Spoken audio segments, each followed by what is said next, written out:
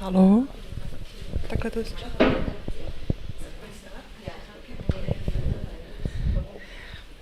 se dívat. Tak já vítám diváky u obrazovek a vás tady, co jste přišli naživo.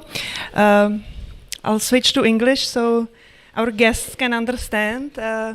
It's great pleasure to welcome here Nitzan and Dede, two Israeli street artists that returned to Prague after 5 years. They completed their big mural in Holešovice, and they also completed yellow site specific in this building, so it's sort of opening.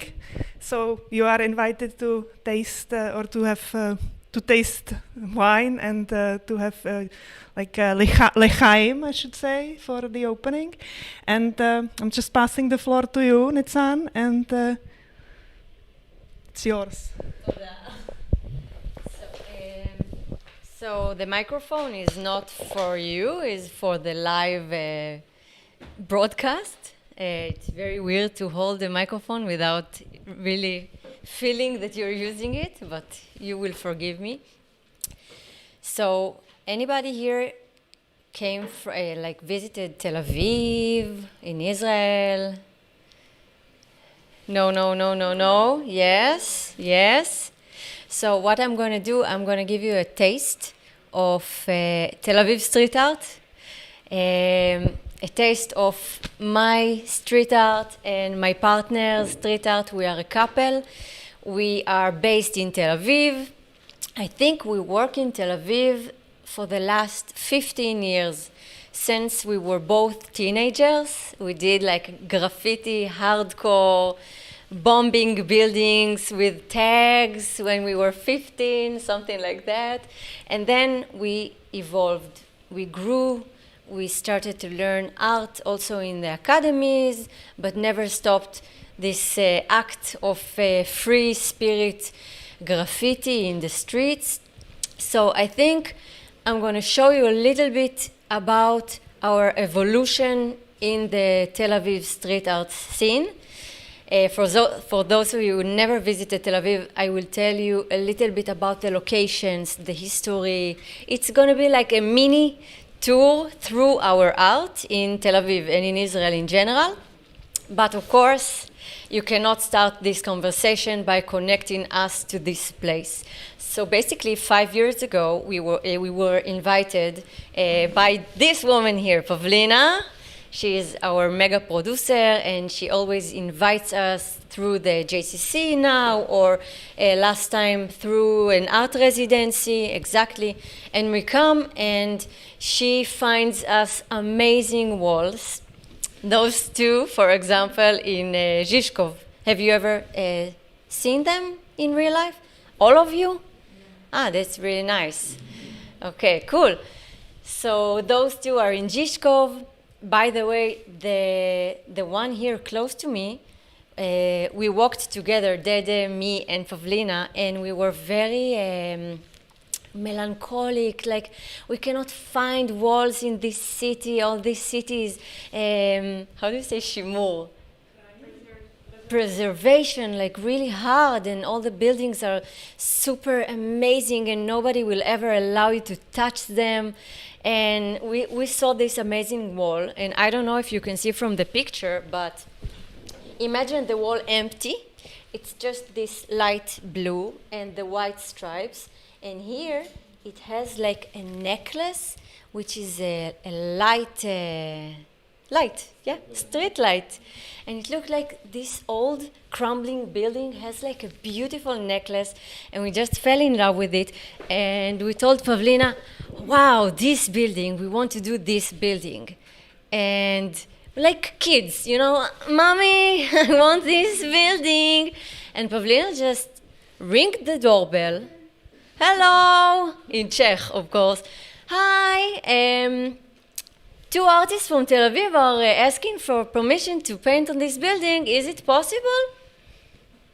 Yes, it's possible, and here's some money, and take this money and paint this huge facade. That's it. That's it. And then we started, we did this wall. It's Argo Publishing House. I assume you know it. It's a publishing house in Czech literature, right? And the landlord, the owner of the publishing house, was very generous with us and very spontaneous and amazing. After that, this one is Pones, which has amazing dance shows, and they also was really supportive. So this is us in Prague 5 years ago. The next one, we came here to do this project, Dede. This one is our current project in Holešovicích, right? This is how we say it. In the art district. Again, Pavlina was responsible. She found this amazing facade. It's 6 floors. We still don't have the final picture. We just finished it 1 week ago. And you can see us here walking on this crane. And you can see the other picture, but I think soon we're gonna have a really professional picture, and next presentation that you will come, it will be there. By the way, let's talk, together during this presentation, because I don't want to speak for 40 minutes without hearing your questions. So please, if you have any questions about a specific picture, feel free. It will be really fun for me to hear your thoughts. So before I move into Tel Aviv, do you want to ask something about those paintings? The words, where are they from? Thank you. That's why that's why I ask people to ask me, because I didn't even introduce myself properly, right? And also Dede. Thank you. Okay, my name is Nitzan, and I'm a visual poet. I'm a writer, I'm a poet. All the words that are in those paintings are my poetry, basically. He's a painter. We collaborate as a couple. Not always. We have also separated works. Again, I'm a visual poet, he's a painter, but all our projects here in Prague are collaborations. Are us sitting, planning.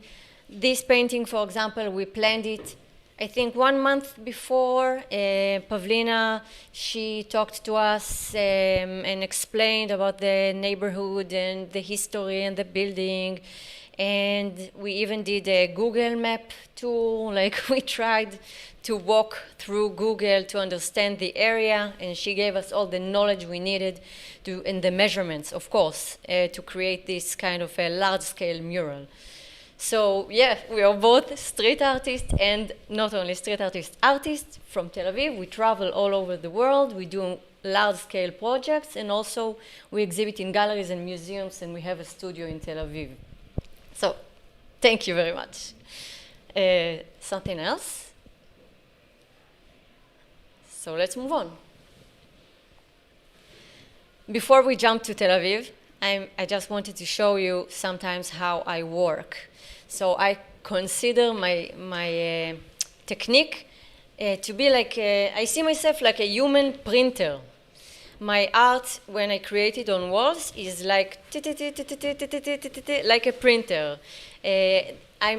My art cannot be spontaneous anymore. Hello. Hi. Hello. It's okay. So basically, what you're seeing here is me standing on a ladder and creating the first line of the entire poem. But the poem, you do not read it like Chinese. You will read it like this. This is the first line, but from each letter, I'm going to take it here, here, here. And this is the Polish one, because this is the Hebrew, and this is the Polish. It's in Poland. So this is going to go here, here, here, and the Hebrew is from right to left. This one is on a facade of a synagogue in Poland. It used to belong to the Jewish community. Of course, all of them were murdered and it got destroyed. But luckily, the municipality preserved this synagogue. It's an amazing place. And they gave me a huge honor and they invited me to create my poem on this synagogue as a half Jew that belongs to, I mean, I'm half Polish, Jewish Polish, so I can only imagine my grandfather, if he was alive and he knew that Poland invited me to create on an ancient synagogue that belongs to his ancestors, he would like, his mind would blow. Next one. Yeah. May I ask about the use of language? Because I normally see you working in English. Yeah, So it's how a do good you- time to now speak about Polish, it. So Yeah. how does it work for you? Or how do you decide which language to use? If you use local language? Exactly. I don't know. I mean, I told you you were in Mexico City, Yeah. but I didn't see the pictures. So in Israel, Yeah. Hebrew, 100%. It's my home, and Hebrew is my language, and I also really love the aesthetics of the language. I will show you a little bit like my how I use the fonts, the Hebrew fonts. You can check out this picture. For example, it's part of my stencil collection. You can find English here. It's like I collected since I'm a teenager. When I first started with my, like the first poetry I wrote in the streets were handwriting, but then I switched to those little kids' stencils, and then I evolved from there. But when, for example, I'm in a country like Poland, which I know for sure that the majority of people, they will not understand English, definitely not with poetry, so I translate my poetry into Polish. French people also really do not appreciate when English in their country, so I also translate to French. Mexico City, also Spanish. Berlin, English. Here in the city center, for example, places like that, English, because you need to understand the vibe of the place to understand how people would, if they would be able to read it. I will always prefer English, but I already translated my poetry in many, many countries if it's needed, because I do want to communicate. It's very important for me. It's not only about the aesthetics. Hebrew can be amazing and the letters are amazing, but you do want people to understand what you are writing about. And how do you choose the translator?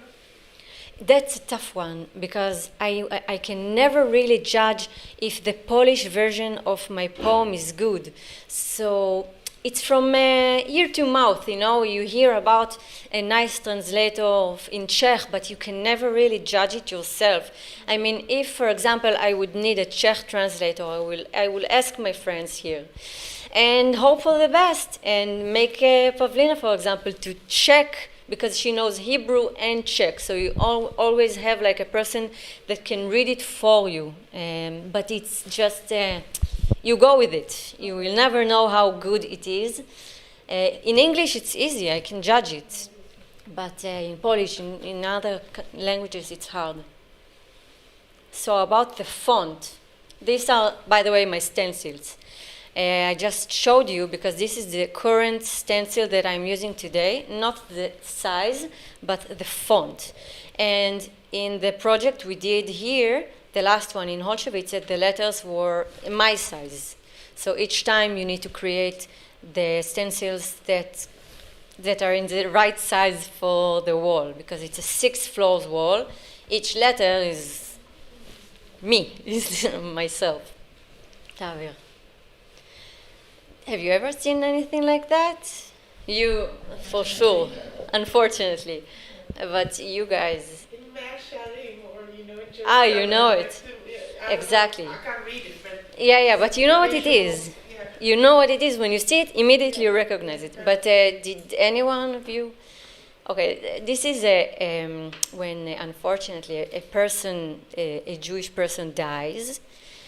So his family or his friends, they post this, how do you say it in Czech? Yeah. So this is like a death notice, a death advertisement. And in Israel, you see it just in the street. It's just normal daily life poster in the street. You see it on doors. Unfortunately, if someone dies, you put it on their door so people can come and take part in the grief of the family and friends, and you have a section in the newspaper dedicated entirely to this kind of ads. And it's all the same, black and white, the same font most of the time. And I fell in love with this aesthetics. And the name of the font is very ironically called Chaim, and Chaim in Hebrew is life. And this is how it goes, life. This is the name of the font, Chaim. It's the name of a person too, but Chaim is life. When we salute with a glass, we say Lechaim, to life.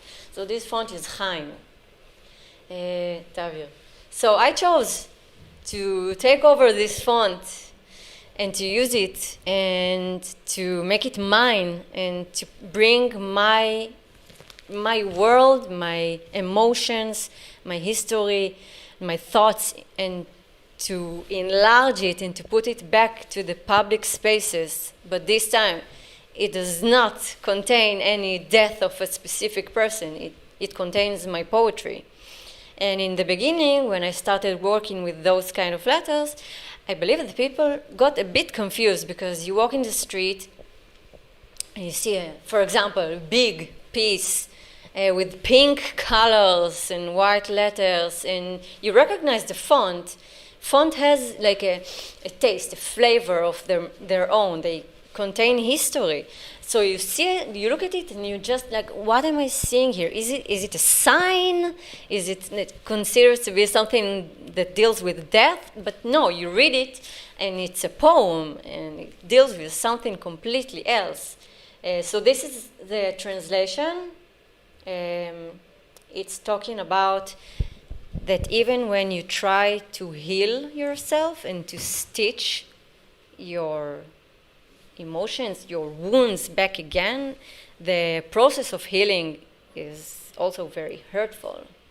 It's hard to explain poetry, but you get it. I mean, you have your translation, and this is in Hebrew. And this is the opening of one of the nicest, coolest nightclubs in Tel Aviv. It's just the opening. I mean, at night these two doors are open, and there is a selector that prevents, some people from enter. And there is a sign here that says that you're not allowed to harass any woman or man sexually in this place. And if you're being harassed, you can approach all the staff members, and they are obliged to help you immediately.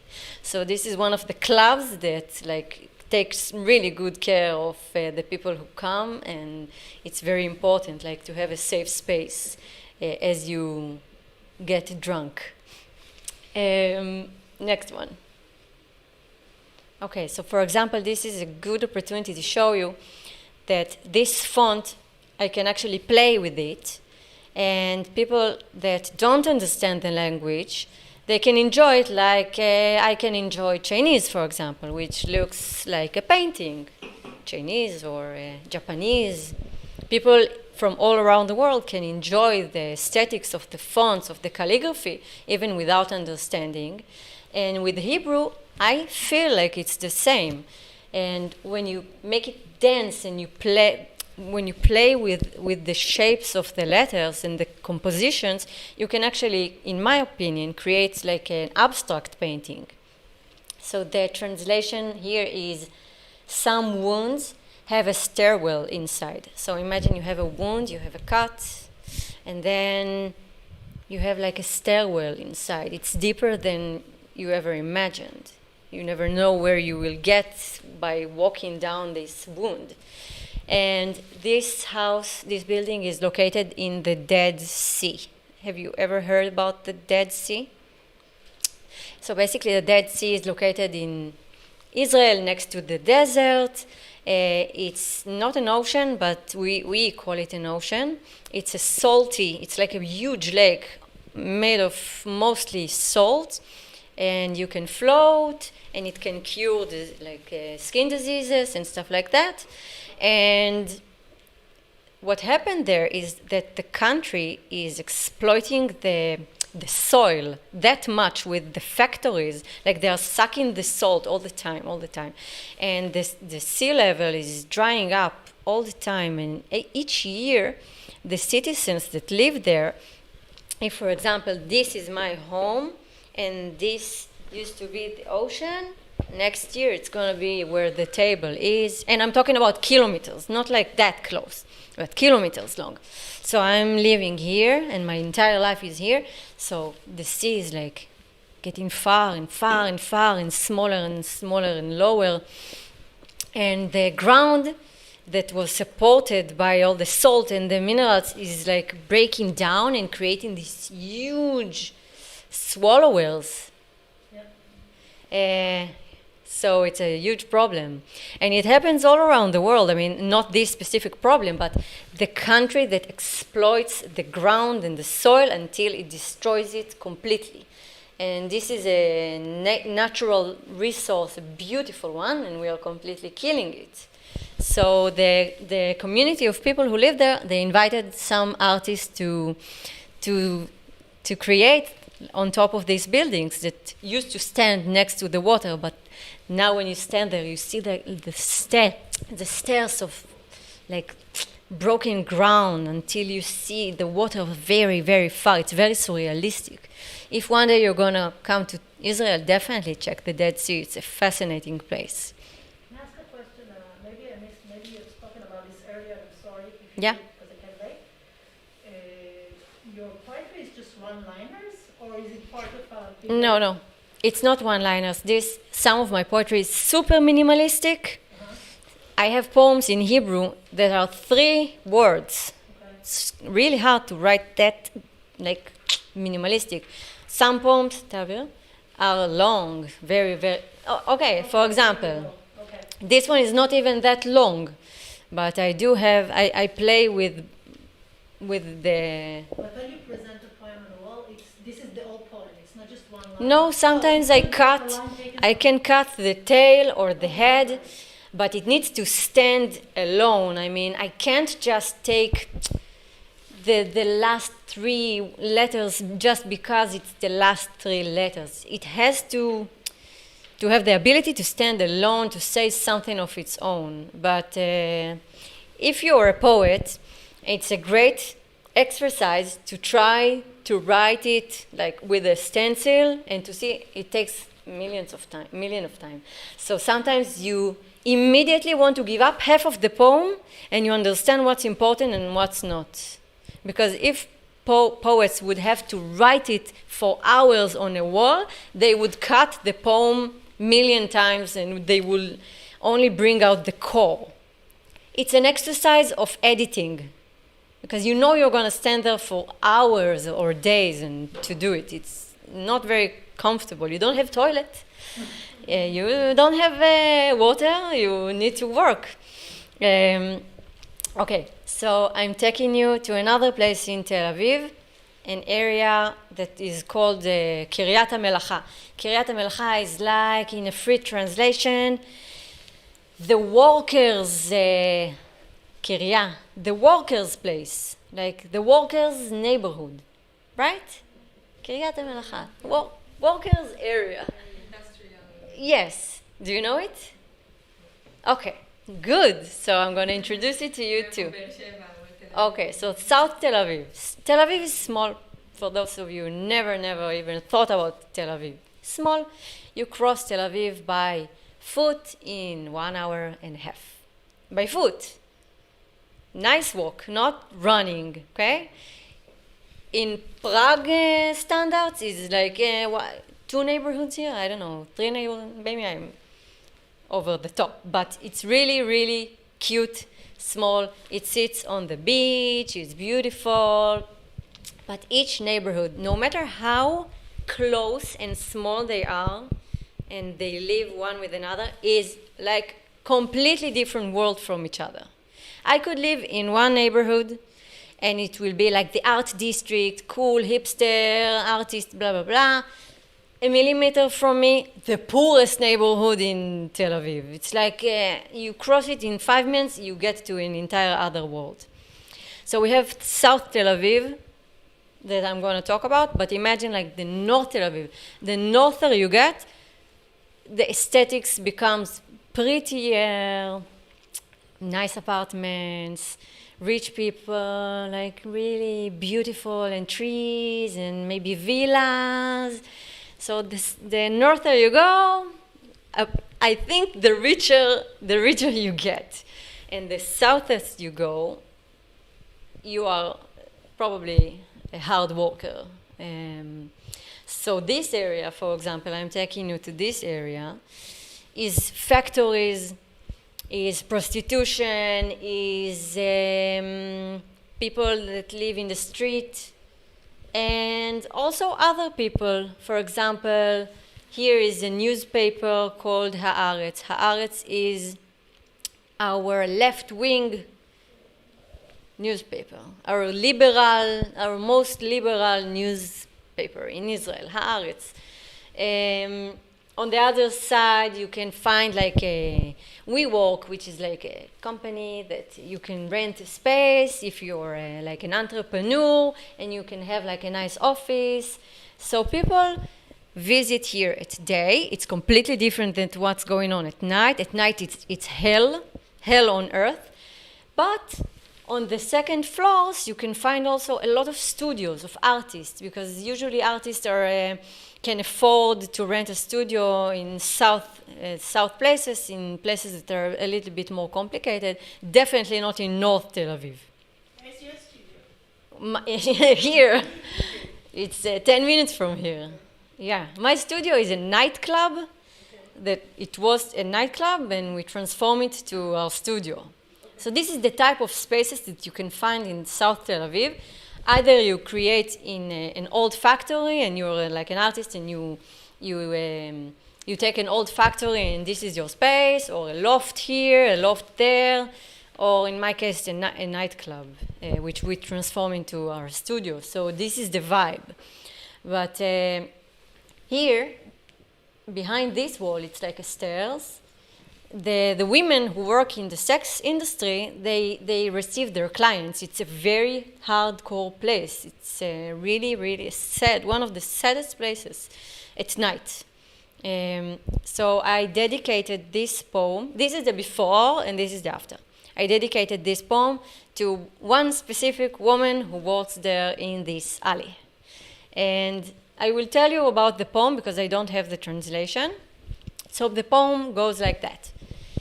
The angriest woman in the world is standing in the center of earth. Her eyes are blossoming with bouquet of veins. In Hebrew, vradim are roses, and vridim are veins. So I've mixed the two. It's like bouquet of veins and not of roses. It's like she's super angry, and she's probably having a crise right now. Okay. Cars circle her like dark glass moons, and men lower their window shield, and everybody wants, and everybody offers her an empty hand. It's hard to translate it, like not professionally, but you get the idea. This is their life there. They sit or stand in the middle of the street. They don't have anything in the world. Cars circling them, men asking them to jump into the car or to go to this alley, and that's their life. But what happened 1 minute after I finished this pink wall is that the landlord of the wall, he came, and this is a big deal. I mean, you do not want to get caught after you paint this kind of murals.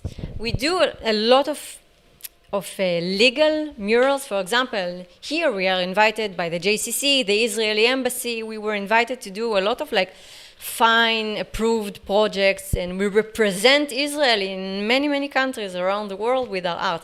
But in Israel and in New York, we do whatever we want all the time. So we have two worlds. One is like the confirmative, and the other is like we take charge and we create whatever we want without permissions. if you have questions about that, feel free. But the landlord came and he took a picture of me, like video with his phone, and he was like, tell me, I'm gonna call the police. I caught you. I have your picture here. I have a proof. And I told him, I mean, you don't have to call the police. Let's relax. Let's talk about it. Let's get to an understanding. Maybe if you hear the story, you won't be so mad. But he didn't want to hear the story. He just wanted the wall to disappear and to go white again. So I promised him, okay, I'm a responsible human being. I'm sorry to hurt you, and I'm sorry that my art offended you. I'm going to erase it. So I took white paint, and immediately I buffed it up, and it returned to normal. So this wall, I took one pic. He came, I erased it. 1 minute, it survived in the street. How long did it take you to do it? Hours. Hours. During the night? This one, we did it early morning on Yom Shabbat. Shabbat is your Sunday. So early morning, late night into the morning. Because the clients of the women who work there, they are there all night. At night, it's even more crowded during the day. So you want to work after they are already gone. Any questions about that? Or I can... Find the power to do something like that you know that maybe it's going to be a risk? It comes with a little experience. 15 years of working a lot in the street like that, the people you meet and the things you see and the responses for your art are endless. And some people really hate it, some people want you to erase it, some people want to kill you, and some people love you and follow you on Instagram. But this is like... Imagine in the Louvre, for example, no guards, no nothing. People would tear masterpieces apart in 1 second if they could just do it. If it's not protected and in a safe place, art is like, it gets the emotions from people, and people really want to do things with it. This is why I think street art is very interesting. Not all street art, but the basic idea of unprotected art. It's very interesting. Tabia. Okay, last one of mine, and then I'm going to jump and talk about Dede's art. Again, I started with Poland. Let's finish with Poland. So this one is a project that I was invited to create my poetry on the wall of the Jewish ghetto. So again, another huge invitation from the Israeli and Polish government to create like a memorial, but street art style that will speak about. They never interfere with my words. They never ask me, write about this, write about that. They are pretty amazing people. They sent me those pictures, and they prepared the community of people who live there, because you should know that although this belonged to the Jewish community and it's considered to be the Jewish ghetto, these days no Jew is living there. The entire community of Jewish people is already gone a long time ago. So the people who live here and here and here and gonna live inside my art are people, Polish people that never even met a Jewish person in their life, or an Israeli. And the people who invited me, they had to build a bridge between me and them even before I arrived. So they made a lecture in front of the community there and asked the permission of bringing a young Israeli artist to create on their house. And if they have an idea and, some involvement to make them more connected to what's going to happen on their house. And when I arrived after my research, I did my research separately and I prepared all my materials and thoughts before. when I arrived, they made a huge feast, and each building, he brought food, and we had a dinner, and it was pretty amazing. And we became friends. I mean, through that, you became friends, and they became like a family for 10 days. They hosted us, they took care. And even these days, when, for example, some graffiti writer is like tagging this wall, writing his favorite soccer team's name in huge letters, the people who take care of it now and bring it back to the piece are the neighbors, the same people that I sat down and became friends with. And they send me pictures, and it's like a long-term relationship now. So I think art is can be a very good way to really connect people that never even thought they are going to meet, cultures that do not have any connection, and to bring like a nice and good, healthy relationship. So this is, by the way, it's the same wall. This is the outside, and this is the inside. It's like inside, outside. The inside is Hebrew, outside is the same one but Polish. And by the way, do you see me? Just for the scale, I'm standing there. Just small, very dark. Those doors, when the Jewish community was taken to the death camps from their homes, so they stored their belongings behind those yellow doors. And after the war, the Polish people discovered suitcases, and clothes, and objects, and they put it in a museum. And today, when I go to a museum there, it's probably one item or another belongs to like the storage places here.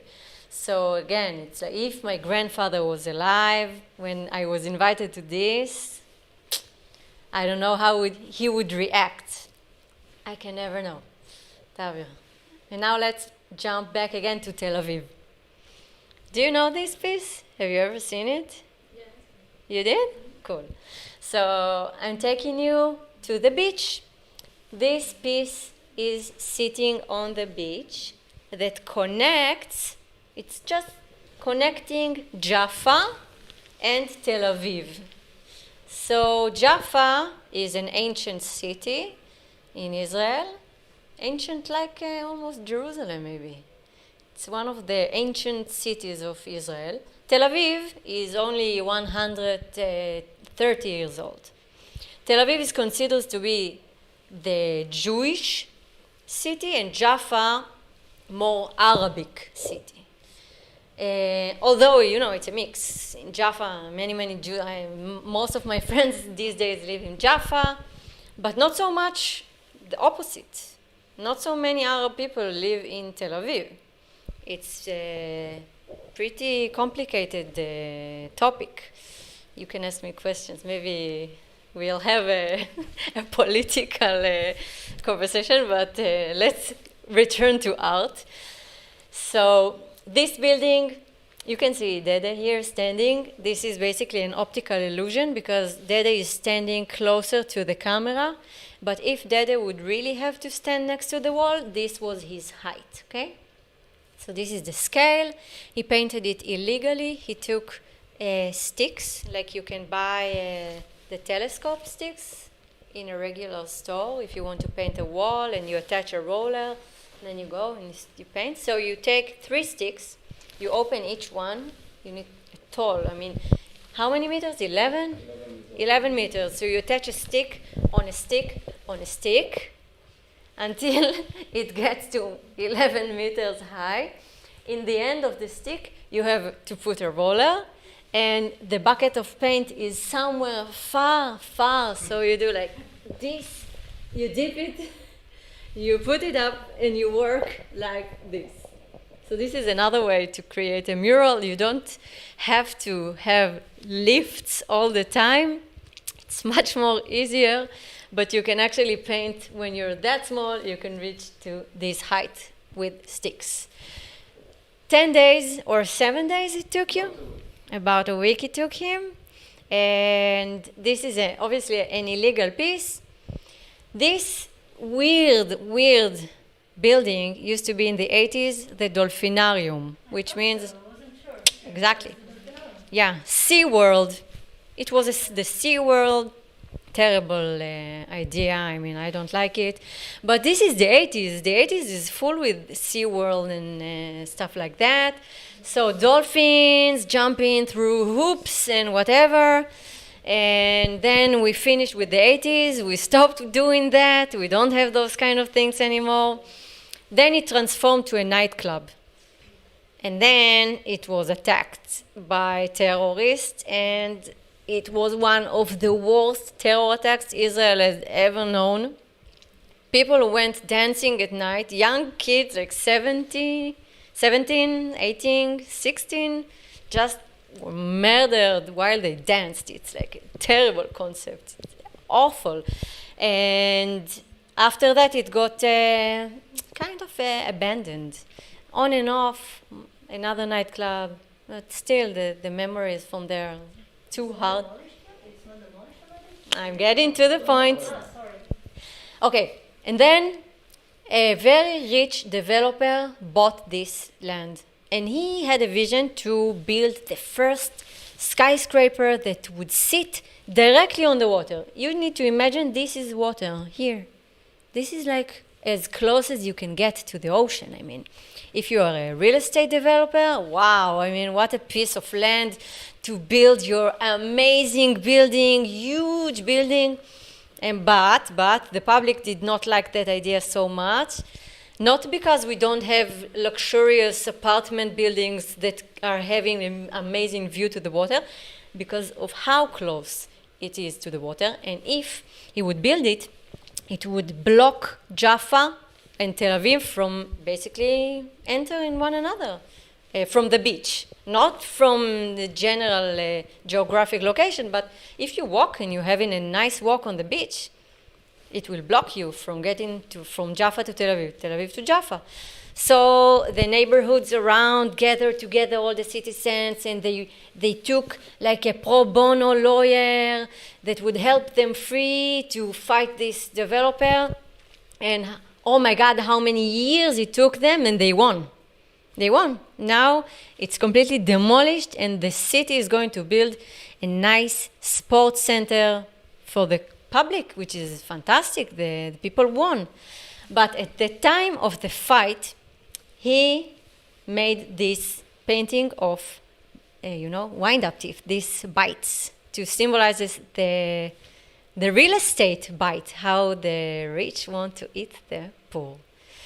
Yeah, that's the story. Yeah, next one. But I see that there is a lighter. This? Yeah, so it was after or because of the paintings? No, it was there before. Because you walk there, you need light at night.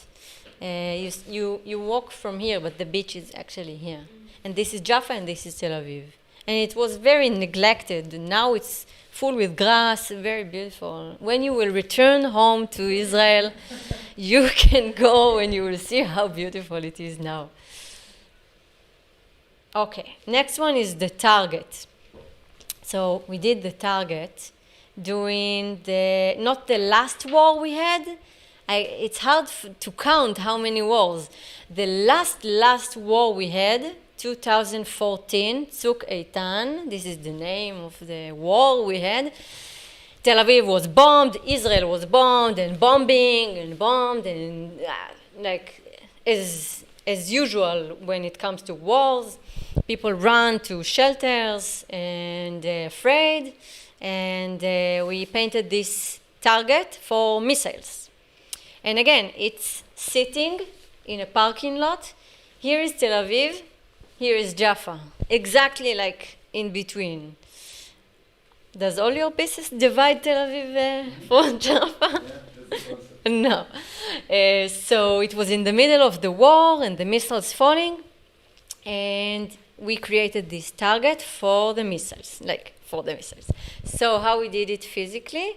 He placed me in the middle. I stood in the middle, and we took a rope and we tied it to here, and then you went far and far, and you attached a roller to the other side of the rope, and we created a circle. and then you take the rope again, you stretch it more, another layer of circle. So how do you say this device?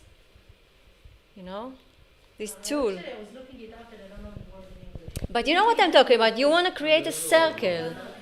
How do you call it in Czech? Yes, exactly. So I was the human kružitko. And this is how we painted it. And the idea behind it is to say something like, it doesn't matter if you are an Arab who live in Jaffa or a Jewish person living in Tel Aviv. You are all going to get hurt by this missile. It doesn't matter. We are all one. We are all living together.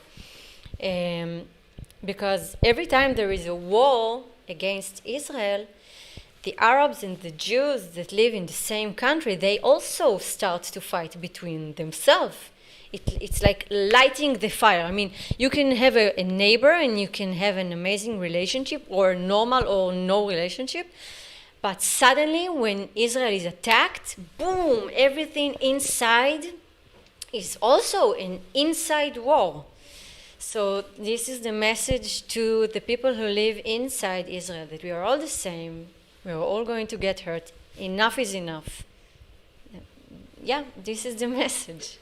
And the moment we finished this piece, again, landlords are coming and we need to run away.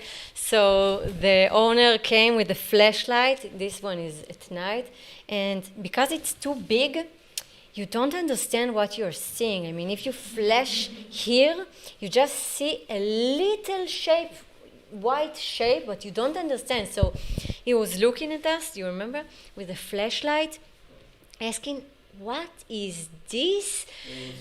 And then we ran and we saw him from far away, discovering slowly this enormous target, like aliens came and created something, but we were already gone. So Still there? no, I mean, But you can still see it on Google Maps. yeah, yeah.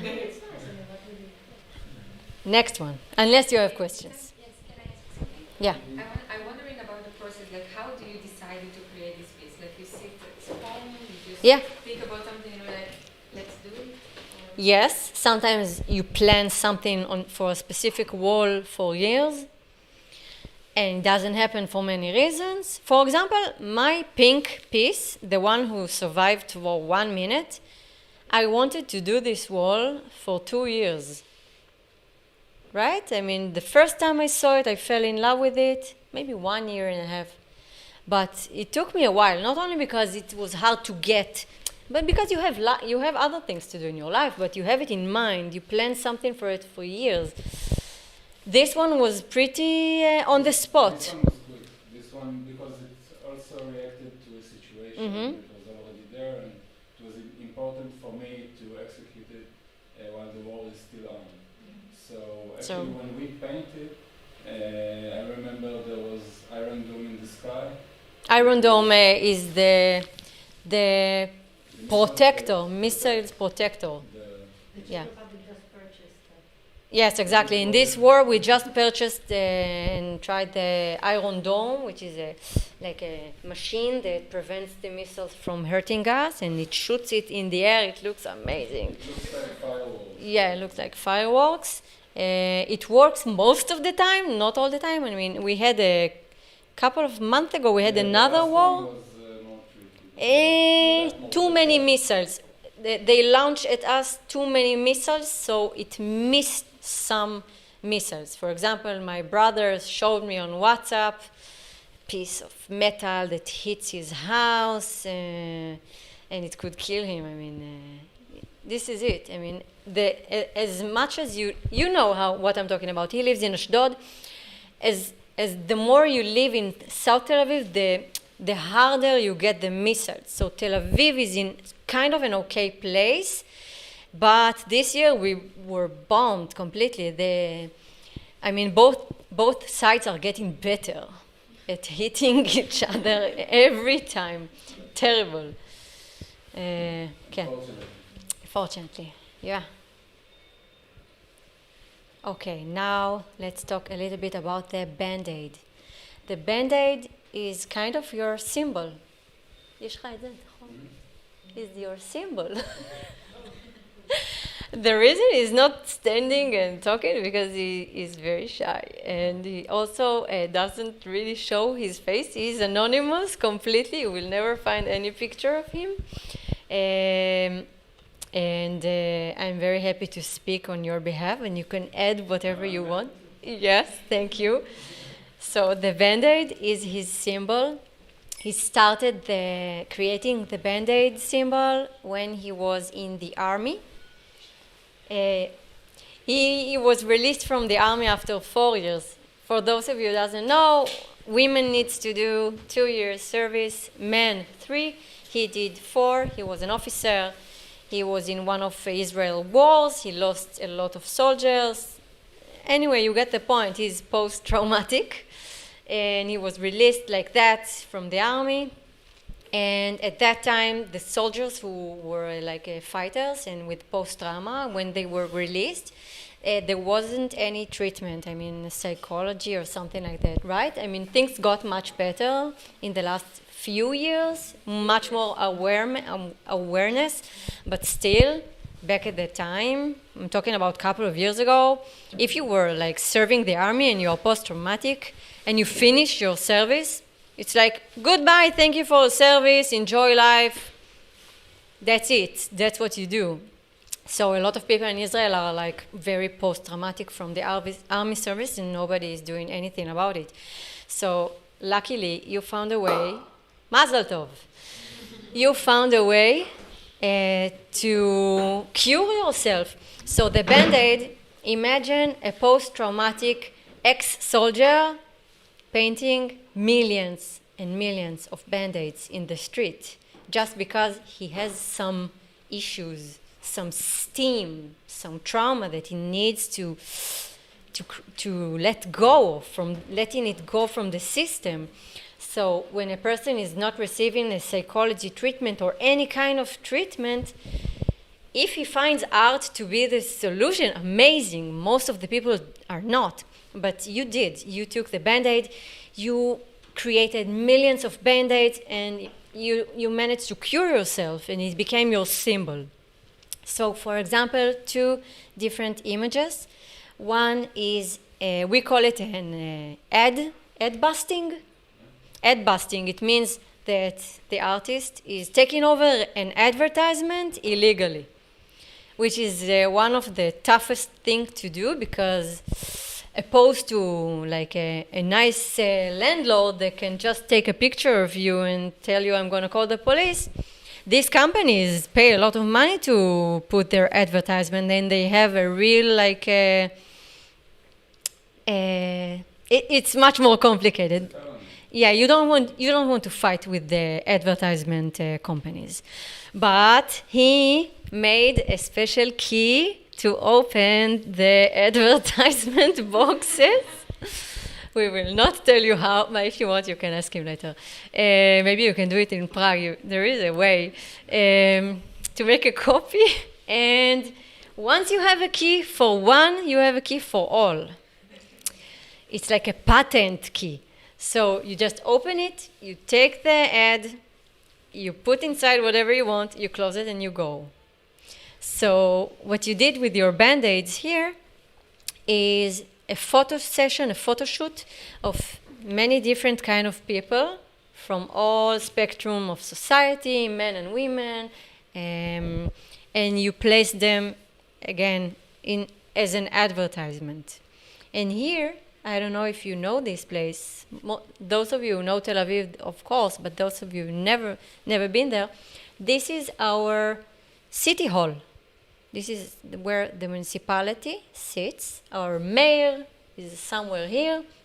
And this is considered to be our most important, historically, most an amazing symbol because our prime minister was assassinated 26 years ago.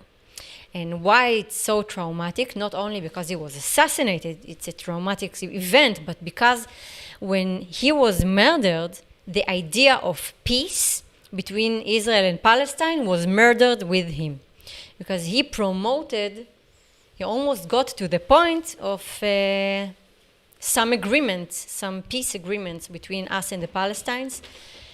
And he was murdered because of that by one person who shot him in a huge rally. Imagine, huge rally. This square can contain a million, maybe not million, but a lot of people. And they were singing here. The Prime Minister was singing songs about peace. It was very one of the most important rallies we had. And the assassinator came from somewhere here, and he assassinated him. He shot him 3 times, and he died. And 26 years has passed. The government transformed from left wing to right, and that's it. So you created here a huge, huge Band-Aid, and every time he is putting the symbol of Band-Aid, it symbolizes something from that specific space. When an Israeli person sees this, when a person from Tel Aviv sees this picture, he immediately understands. I mean, he can get the idea of what it means to put a Band-Aid in the middle of this square. It means a lot for us Israelis. And this is your biggest Band-Aid, right? Up to date. Yeah, it's pretty big. This is him in the middle. Yeah. What is it made of? Fabric. And it's also illegal, but never mind. Okay, next one. We're getting closer to the end. I'm just showing you a little bit of collaborations. This one is in Miami. As I told you, we travel a lot. We go to Miami every year to exhibit in Art Miami, so we always are invited to do murals. And the last one, I'm going to talk about Tel Aviv. I'm going to talk about the wooden animals. This one, again, I'm taking you to South Tel Aviv. You get the aesthetics. South Tel Aviv is very different than how Prague looks like. And someone told me that I can compare Žižkov with South Tel Aviv, right? Yeah. Would you say Žižkov is South Tel Aviv? But where? In Žižkov is much safer and much prettier. The aesthetics of the walls, I mean, look at it. This is South Tel Aviv. This is how it looks. All the buildings look the same. It's a very poor, neglected appearance of buildings, of streets. And it doesn't matter. I mean, inside it could be an amazing loft, right? Very New York style loft, cool decorations. But outside this is the aesthetics. And we love it. I mean, I'm not complaining. I'm just showing. We love this aesthetics because it brings us a lot of inspiration. For example, when we looked at this wall before we painted it, we were extremely attracted to it because it has this skull of muted colors. And you can see the AC, the air conditioning, it's really ugly, but it has shapes, and it's an abstract painting. And look at the electricity everywhere. It's just so out there. And it has its own thing. It's alive. And look at the door, this floating door that leads to nowhere. And if someone opens it, it can die. I think it's magical. I mean, South Tel Aviv is really ugly but beautiful, in my opinion. So we fell in love with this wall, and this is us for the scale, you can see. And we decided to work on it, again, without permissions, because it's It's painful to think that someone will paint over it. It's so beautiful. I don't know what will happen with it. It's already existing for 2 years, and people love it. So but it's still there? yeah. Okay. Yeah. So we created this piece especially for that wall, but the birds here, it's 2 birds that are painted like pieces of wood. Do you see? It's they contain, I don't know if you can see it, but a stairwell here and a door, and a lot of broken houses and pieces of wood, because this huge bird is telling the story of gentrification. Tel Aviv is living a very fast life of gentrification. I don't know about here. Same, super fast. In the past few years. Yeah. In Tel Aviv, there is not one street that you cross that is not half rebuilt, half you cannot cross it now because they are building it all over again, and the cars they cannot go through anywhere. I mean, Tel Aviv is like in the Corona time, they took advantage of that time of quarantines, boom, of buildings. It's like, for me as a Tel Aviv girl, it's like they are rebuilding the entire city again, but taller and richer and much more dense and new, and the entire neighborhoods that used to be old and to belong to families and to working class are evacuated, and they moved them somewhere far to build new hipster neighborhoods, this is life. This is the life in the capitalistic world. I mean, I am not living in a socialistic country. This is a capitalism. What can you do? It's basically like New York. Tel Aviv is a mini version of New York. So those animals, you need to imagine the inspiration was one of the neighborhoods in Tel Aviv that used to be very, very poor, very neglected. And people lived there and they built their own houses from wood, and then real estaters come and they evacuate them. So what they do is they carry their pieces of houses on their backs and they build it in another place. So imagine now that you know the inspiration, that those animals are like people who build huge animals as houses from the remains of their houses, so they can enter the animal and the animal can migrate from place to place. Because those people, anyway, they're evacuated more and more. Every time they settle down, a new developer is coming and now there's going to be a new neighborhood here, so move please. So those animals are for them, from the scratches of their houses. And this is a love poem. You have the translation here.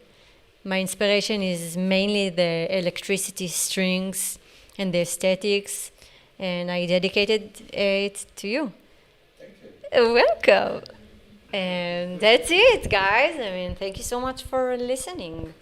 If you have questions, we can do it. First applause. Toda, toda, toda. Thank you.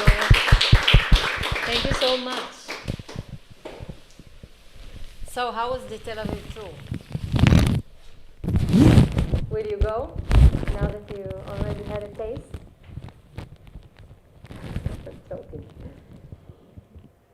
Will you decide to paint something that will probably take 2 hours? Days. First of all, do you come with a plan to do the second? Yeah. Or you just put it on a small... When you want to draw a large-scale mural, the better your sketch is, the better your painting is going to be.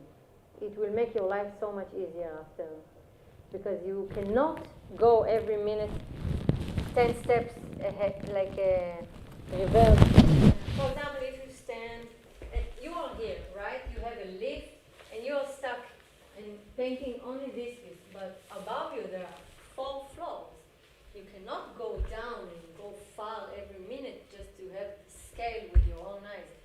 So when you have a good sketch, you can work accordingly and to understand where you are now compares to the entire painting that you are creating. It's very important to have a very good sketch. If it's a small wall, this wall also, you don't need a really, really good sketch. You can improvise. You can have a look here and just to feel it, but this kind of works, you must. When you do those things, I mean, nobody funded, or maybe you funded, I don't know. Nobody helped us here financially. We did it on our own. It's a project. Yes, it's a lot of money. Money, equipment, Yeah. and so on. Mhm. So you feel it's like some kind of evangelism. I don't know what drive you to do that. I have no idea. It's chosen you. I have no idea. It's always the same. I can never answer those questions like what's your inspiration and why do you do it? I don't know. I have no About the idea. drive that's There is a huge drive that I cannot explain, but there is a huge drive. I mean, when we saw this wall, we just had to do it. We spent a lot of money on this wall, a lot. Yeah, that's why it's good to have JCC that can help you do 6 floors wall, not from your own budget. So that was illegal. You just came. This to was live, illegal. and it took us days. And 3 days. And you brought an elevator and everything, and no one thought maybe. Yes, Oh. because this is an industrial area.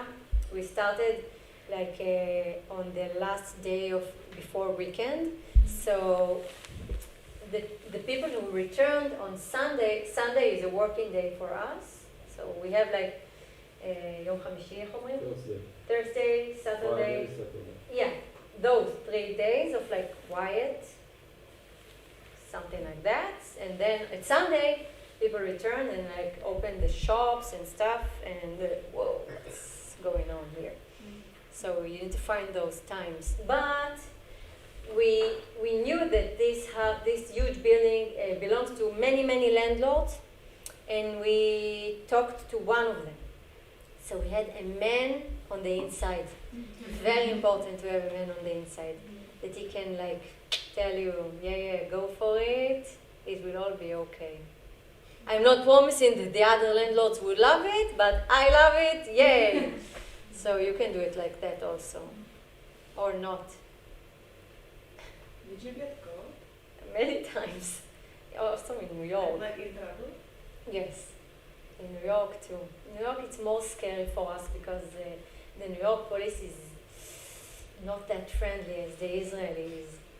Israeli police, we can manage. We are Israelis. What can they do to us? I mean, they can open a file in the police, and we can have a bad background.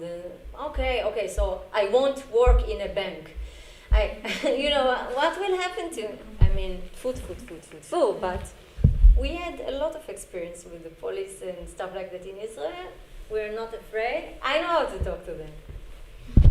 If you're a woman and you talk to a police officer and you cry, I think it's going to be okay. Like in the Czech Republic. Yeah? We use it Yeah. Sometimes it's good to be a woman. Only sometimes. But New York, it's hardcore. But we all we do it anyway. You go to New York for work, so you Yeah, we go to work in the streets, but we're also invited a lot. Okay, so you invited them along the way you're doing something like Or the opposite. Okay. We really like New York. What else do you want to know before we leave? So how did you come to Prague? So the first time we were invited by Pavlina, and then we spent 1 month here, and we did the 2 Zhizkov murals, and then this time again, after 5 years, she invited us from the JCC this time, and also 1 month. So this is how we got because of this woman here. So see you in next 5 years. Yeah, next 5 years we will come again. Something else? So maybe we talking in 5 years. Uh-huh. What's the next thing for you? I mean, is it still going to be outside in the streets? Sometimes I hope so. illegal, sometimes illegal. So I you're hope not so. going to follow the other street artists who now kind of became much more official. They are represented by galleries. We are represented by galleries. Okay, but you still work in the streets. Because we love it. Okay. Cool. We are represented by 2 very good galleries, one in London and one in Tel Aviv. Can you say the names? Zimak and MT. Mm-hmm. MT is in London, Empty Art is in London and Zimak is in Tel Aviv. Both of them are doing huge art fairs all around the world, very well connected, really good galleries. And we live from our art. I mean, we work in the studio with an assistant and we create all the time. This is our profession. But we started as a graffiti artist at the age of 15. And some artists, they lose the passion for those kind of acts, but we still didn't lose the passion. If we lose the passion for this kind of style of work, so, what can you do? But as long as we love it, we will never stop. I mean, I will hope that even if I will be 80, this is a dream, I mean, because it's not very comfortable, this style of work. No. It's really not comfortable, and you stand in places that you are not welcomed. You work without, again, toilet and like the luxury of a studio. And it's a physical work. You break your neck if you work high with a roller, and you break your lower neck and you sit like this for hours on a pee-pee on the floor, and it's not very comfortable. But if you have the passion for it, you will do it. What form your art is being sold, let's say, through Zimak? Again? With what form your art is being presented at Zimak's? I didn't even show you anything about our studio life.